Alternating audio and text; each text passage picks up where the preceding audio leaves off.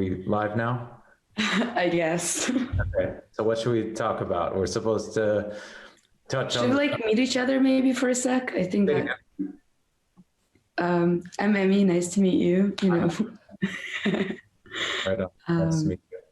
And I mean, I guess I think what you started talking about was a good start. I have some points to go off that, so you can carry on your thoughts, and I'll cut you off at one point. Should I just say what I said before then? Yeah, I think that's fine. I mean, so what I was saying prior to this all setting off is, I think the importance of photography or film, you know, or moving images and anything visual is probably the most important aspect of any branding in these, you know, in this moment when everybody basically lives via social media, where, you know, I mean, there's so many brands in the world, there's so much shit, there's so much garbage, so much stuff that arguably we don't need. So if you have a brand that you feel like is doing something different, that's fantastic. But the end user, when I think that the majority of the way that people view things is via social media or print publications and online publications, blogs, etc. If you don't have a strong visual story to tell through strong imagery, whether the photography is actually good or whether just the concept behind the photography is good, both of those are equally valid, then you're able to set yourself apart from other brands potentially making the same shit as you or something. I think what you said before, what was interesting was that the imagery you build around the company is maybe, and I think definitely more important than the product itself. Yeah, I think that really works in our time because there's such a surplus, but also because since a while, it really has been that that we've been selling like the idea and the ambiance, like the vibe, whatever. We're no longer really selling products, you know, because there are just too many companies competing for the same thing. And I think in the 90s with photography, there was a huge shift in that where people started selling like the lifestyle. And it's funny how some people still don't get it. Like I find that, I don't know if you ever run into this, because I mean, your work is quite specific, so I don't know exactly how you interact with clients, but I run into this a lot where brands really want images to be really focused on product. And I think that's like a huge mistake. Yeah. It's so boring. Yeah. Yeah. Because there's just so much more, like there's so much more to tell. And I think now people also want a personal connection. So they want an image or like their imagery to tell a story, like to tell about the brand, to tell about how it's fitted to you, like why should you buy them instead of someone else? Why is it unique? And you can do all that through the content you're producing instead of just like showing off that, oh, look, we have another phone. It's like, there's so many. Right. But I mean, if you treat your product like, imagine your product is like a celebrity. It's like celebrities are only as valuable as like now at least. And since tabloids were invented, like we only really care about celebrities due to their real life story or whatever chooses to be captured by the paparazzi and what have you. So like the person itself, which in this case we can relate to the product that you're trying to sell, is only desirable because they're either relatable in whether it's through their faults or through their strengths or whatever it is, or just how normal they are. You know, and like, we don't like, it doesn't matter if they're the most beautiful person in the entire world or the most fit person or the best actor or the best singer or whatever. It only has to do with the fact that there's a story behind it. And like, you know, I mean, when a celebrity becomes a philanthropist, for example, arguably they become much more interesting because now there's a story where it's like Angelina Jolie has adopted all of these children and like, you know, and it's fantastic. And she's, you know, helping people all the time. And like, I'm just using her as an example, but and in the same vein, her father, John Voight, is a horrible person due to being a major right-wing conspiracy theorist and what have you. But although he's a fantastic actor, nobody cares about that because of the story behind him. So the images become the story behind the celebrity, and the celebrity is just the end product that the user consumes via their music or their movies or what have you. So without strong imagery, you can make the greatest items in the world. You can make the most innovative, forward-thinking, beautiful, whatever it is, intricate products in the world, but nobody gives a shit, because if they can't relate to it and see it in a way that they can identify it either as something relatable in their life or as something so fantastic that they probably won't ever truly be able to achieve that lifestyle, but they might want to aspire to that lifestyle. I think that is the strongest thing, along with having strong imagery, being able to thusly validate your brand by, like, let's say you're a student designer and you work with Stephen Klein or something like that. Instantly, you know, your work is validated by working with a photographer who is able to kind of capture. And you have to be a pretty rich student designer, though, to be able to work with Stephen Klein. I'm sure they exist. They definitely do exist. I think also imagery gives you a chance to build the world around your product, because I think that's really important, because different, like, you know, the same product can be viewed in different ways, and to make someone convinced like this one is for you, it really depends on the vision of the company. And I don't know, I think like companies like Glossier or something like this literally like build their whole company on the fact that they had a very like specific, very strong marketing strategy, and the way that they made their imagery made it super relatable, like really for everyone, about this natural thing, blah, blah, blah. It was super simple, the concept, but it worked like really, really well, because they only have like few products, which are like always sold out, and the business is growing really fast. And I think there are a lot of like examples of these kinds of small brands, like making like a really quick start, like comparing to, you know, like huge companies where they're taking things like more slowly. And I don't know. I think it's also interesting, like, or valid to take risks with imagery these days, because I think there's so much that you want to stand out. And obviously when I say risks, I think any risk should be validated. Like, you have to have a thought behind it. You have to think it through and everything. But my problem a lot of the time with clients is also that everyone is trying to target everyone. And there's like a great quote by Lisette Model, like this really great photographer from 20th century. Like, the more specific you are, the more general it will be. Like, the more specific you are with who you're trying to reach, the more the person will feel the connection, and the more people will understand like the depth of the connection. So I think that's a mistake young brands make a lot when they try to just like include everyone, not meaning like, obviously I think I differ.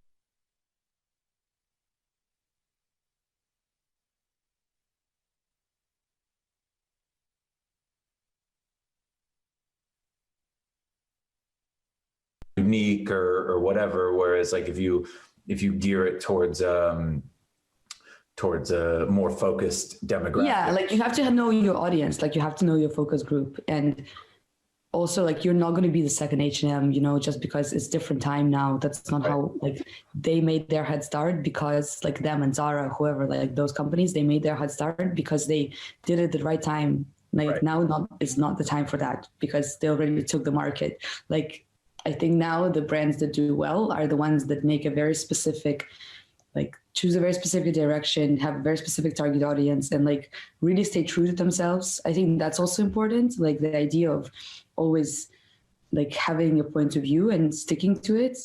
Like, I mean, I don't know. For me, when I buy clothes, like, even to step out of this, but to go to a like the consumer side, because I think about this a lot. Like, whenever clients ask me to like show the product, I always think like, have I ever really like bought something because I saw the product? Like, no. Like, but I bought stuff from like because this campaign was so genius that I was like, wow, this designer is really cool, because to think of that was super smart.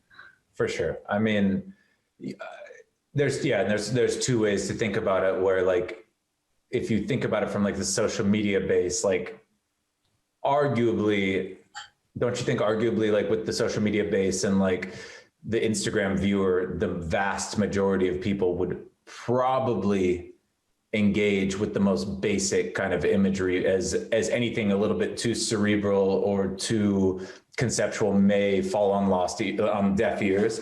Whereas like if you're doing editorial or a campaign or whatever that's not primarily geared towards social media, but may be seen on billboards and blah, blah, blah, where, you know, I mean, I just constantly am fighting with the fact that like whenever I post what I feel to be, talking about Instagram, for example, when I post an image, which I view as like one of my strongest images, which let's say, for example, it's the perfect composition or the perfect light or the perfect, you know, gesture, what have you. And then you post it and the comments that show up underneath that are like, oh my God, cute shoes, where can I buy them? And I'm just like, die.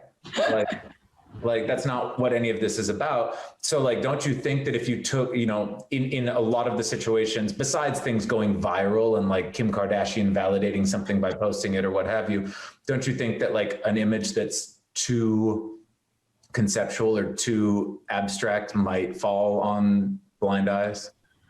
I don't know. It's complicated. I think it really depends on your goals and what are you trying to do. And, you know, if your goal is really to be commercially successful and that's like the end, and you're trying to make like the most valid strategy on that, that's one thing.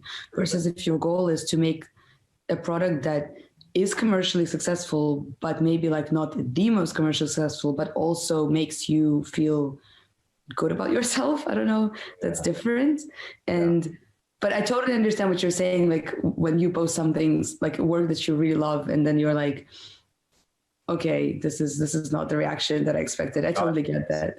But for me, it goes both ways, to be honest. Like, but I think this is just like this thing that artists have a lot. Like for me, if I post something that then gets really good feedback, I'm like, well, this was actually something really important and smart, and too many people thought it was just cute. Like, this is wrong. And then I'll post something that is really smart also in my head, and then it doesn't get much of a reaction. And then I'm like, no one really got that. Maybe it's not that smart. So I think that's just like an artist complex. Right. Yeah. I mean, okay. Yeah. It's a conundrum, like for sure. Like, I mean, in this day and age, like obviously, but okay, sorry, going back to what you were saying before, like, especially with like, let's, since we're supposed to be talking about new designers or young designers or local designers, I think that the number one thing that needs to be thought of, and it's very difficult, especially when you start off without like a good financial base or without a good following, for example, I think the number one thing is what you were saying before, and this relates to it, is maintaining integrity, which is kind of lost in this day and age in a little bit. Like it's so easy for people to just throw away integrity in order to see a financial return. And I think that people need to, I think that the most important thing, and the thing that matters the most with integrity, is not thinking about what's going to go into your pocket today.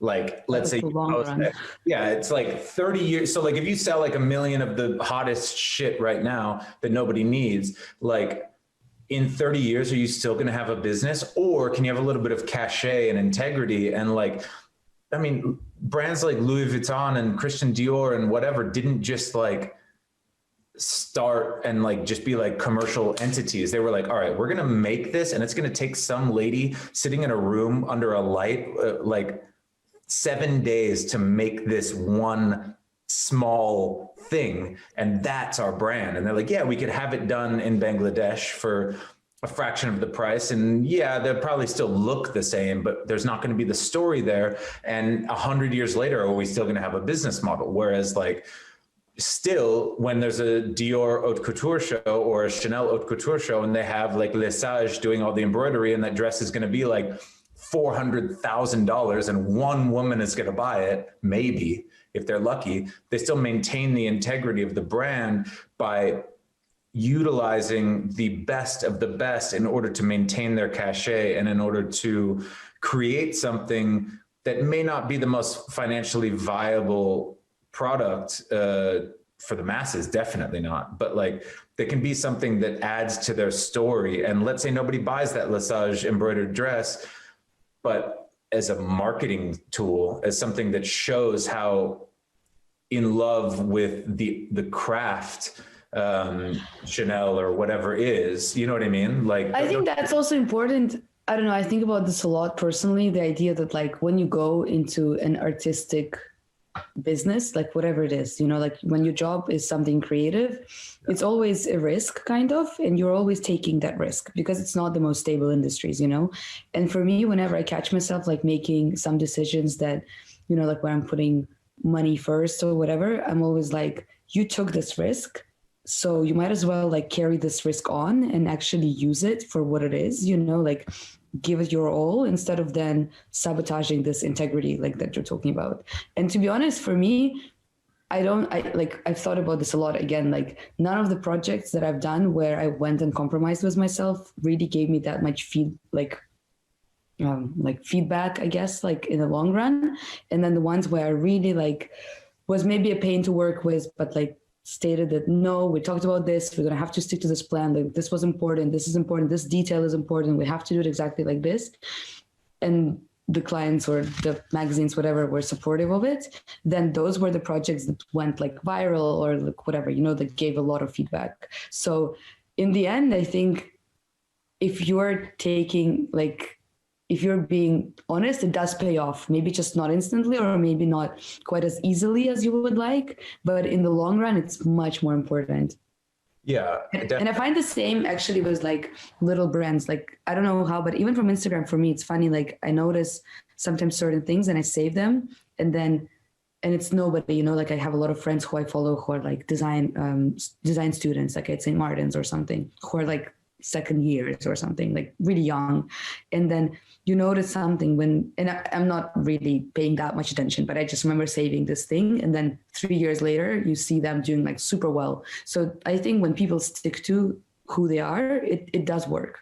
Right. Yeah. You have to be very like stubborn, but also very, I don't know what the word is I want to use, but you have to like talking about like your photo shoot, you have to hold your guns and like not really budge it's all about integrity really in the long run. And also, like don't compromise with yourself. I think that's important. Obviously you have to compromise sometimes for like costs or whatever, like there are logistics, but there are certain things which you feel like it's a compromise with yourself, not with, like the team or whatever, because that's also important. Like a lot of the time or almost always it's teamwork. So there are other people and their opinions are valid and you have to remember that.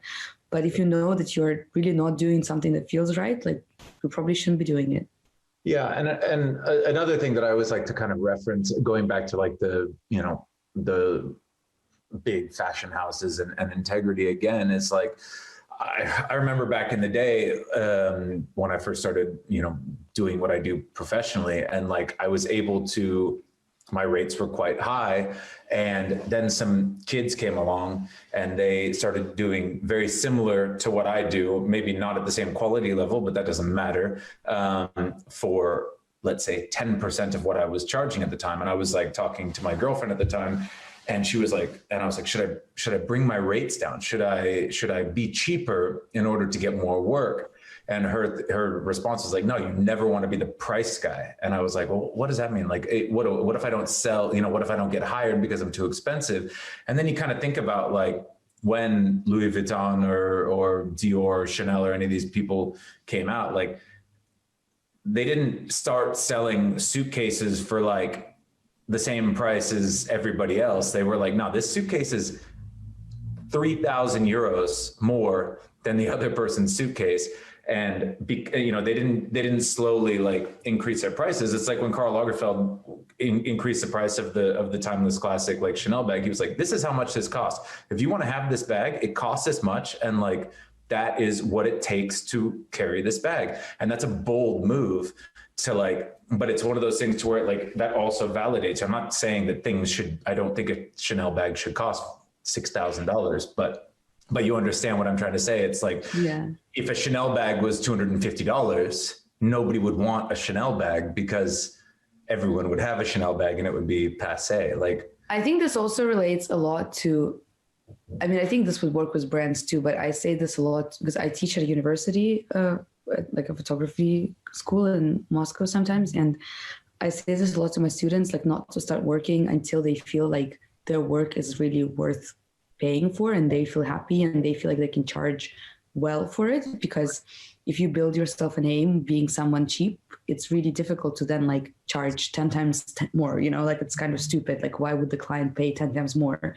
So it's much better to like bring your work to a certain level where it's actually good, where it's actually worth this price, you know, you're worth this price, and you can like sell it to people and then they know what they're paying for. Then you start off as like something half good, half done, like whatever. I think in fashion, there's a lot of that too, because a lot of the time, like production, especially for small brands, it's difficult, you know, like you have to go through a lot of stages. So like, don't start so you get a reputation of someone who is bad, like someone whose like products fall apart, because this happens a lot. Like I hear this a lot from friends, because it's actually like we don't think about it that much when we're on the other side. But to even make like the smallest thing, to make all the seams and find all the like right printers, materials, blah, blah, blah, it's so much work.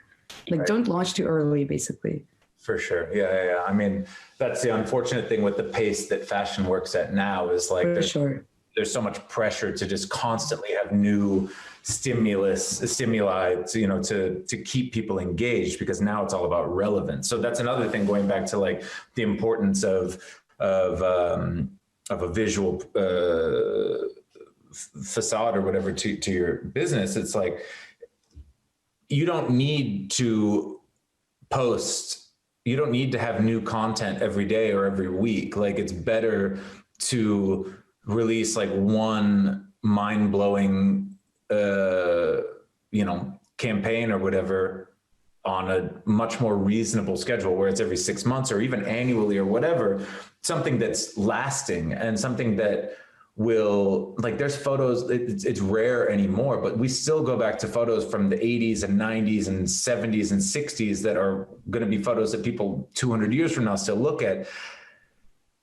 Can we say the same thing about campaigns and editorials that are being created right now? Like, obviously the art form is moving forward with better technology and different lighting techniques and different ways of thinking and with post-production. But like, just creating for the sake of creating is, in my opinion, kind of... I think also something that happens a lot is, for me at least, with small brands, they come to you and they want to cover all grounds in one shoot. They want like images that are campaign images and lookbook images and something they can also maybe use for just like content on social media, all in one shoot, because they're trying to save costs.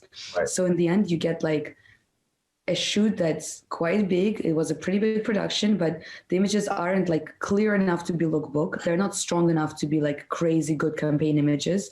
And you end up just with like a lot of fillers. So it's always better to like split your money wisely. Like, yes, you're going to have to spend more, but you can split it. Like, you don't have to release stuff all the time, as you said. And it's better if you shoot like a clear lookbook that really shows the product. And then you only shoot like, I don't know, 3 campaign images, but they're like actually amazing, because it's really difficult if you have 60 looks to make them all like incredibly amazing and interesting and also show all the details of the clothes, you know, like it's actually impossible.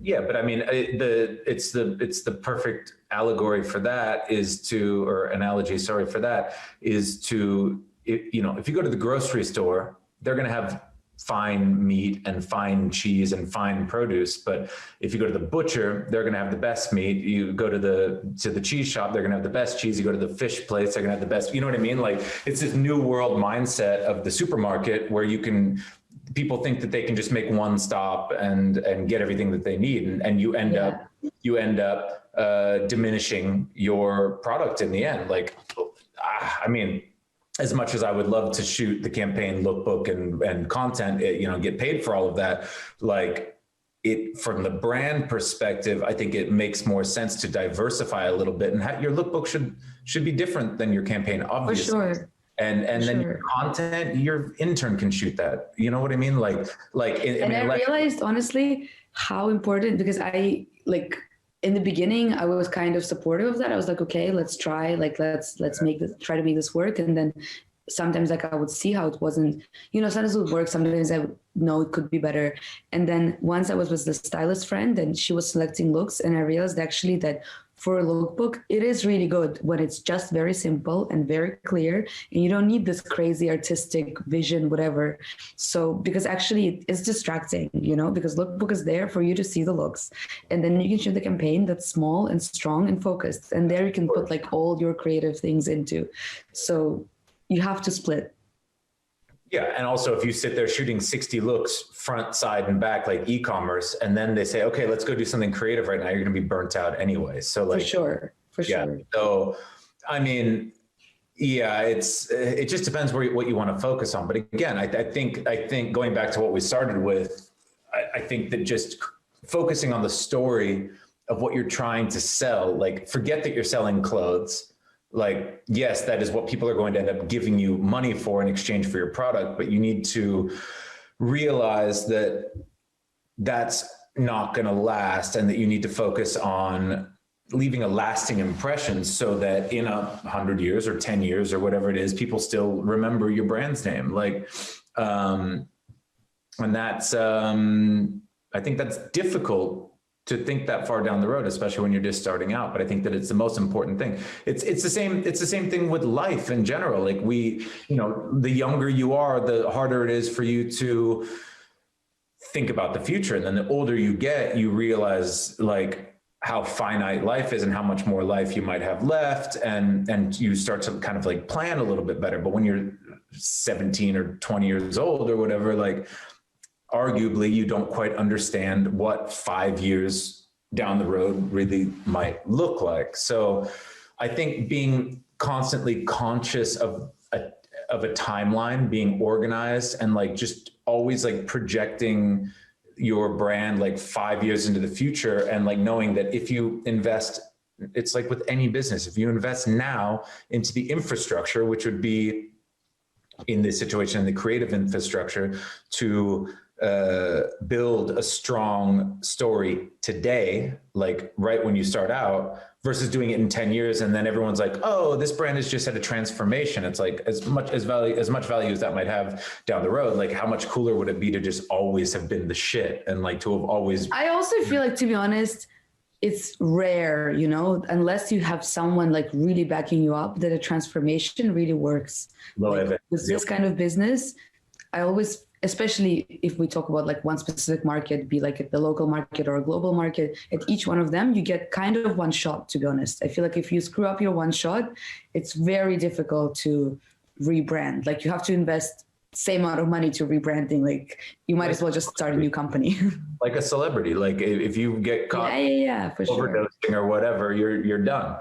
So yeah, I think that being really focused, and maybe you have to spend a little bit more money, or maybe you have to spend a little bit more time and push your collection back 6 months to the next season, just to make sure that it's finely tuned and whatever. Then for sure, I think that's actually a really good point too. Like I was listening to a podcast with the creator of Orson Iris, this brand that like became really big on through Instagram basically, and through like managing the visual content well. And it started off as like a couple of products where she made like a top and then another top and then like one more thing, and she released them like as she was ready, because when you're not a big house with reputation who needs to do this like fashion shows every season, blah, blah, blah. Actually, you can work in your own schedule, and you can make up your own schedule and make sure you're producing content you're actually happy with and product that's actually good, instead of like just trying to run this race, right, which actually is like not going to lead you anywhere if you're not ready. Right. No, I mean, and we're almost done here. We only have a couple minutes left, but I think that the perfect way to look at it is like one of the most like baller moves that I've seen exist is Raf Simons stepping down from Dior because he was no longer able to create to the level that he wanted to create. And that man was arguably making more money at Dior than he would have ever done with his own brand. And to step back and say like, no, look, I'm creative. This is what I want to do. This job is is making me less creative because I don't have time to indulge in new experiences, which is how I get my creativity, he stepped down. And for me, that's like the most impressive thing ever, you know, like For he sure. did it on I don't know if he was pushed out, who knows what the actual story is, but like that, I respect that move so much, because like that guy could have stayed at Dior maybe forever, you know, and like, and been remembered for that. But like he left because it wasn't the right match. And for me, that like, I always loved Raf Simons, but for me, that was like the coolest thing in the whole world, because he stayed true to what was important to him. And in the end of the day, when he's on his deathbed, he will know that he made the right choice. And that's the thing that you have to think about, is when you get to the end of your life, you look back and you want to make sure that you left something behind that matters, whether it's to you or to other people, doesn't matter. But like, just feel like you did something that like left a little mark, right? Instead of just creating shit. Sorry about all my language, by the way. Anyway, I think that's a pretty good story to end on, honestly. Like this idea of like looking back on your life and being like, is this what I wanted people to think of me? So I think that's a pretty good ending note. Okay, well, cool. Nice to talk to you. I think that was pretty good conversation for a show. Yeah, I mean, for us meeting for the first time and like not having any brief really. So cool. All right. Спасибо большое. Bye. Bye. How do we sign off here?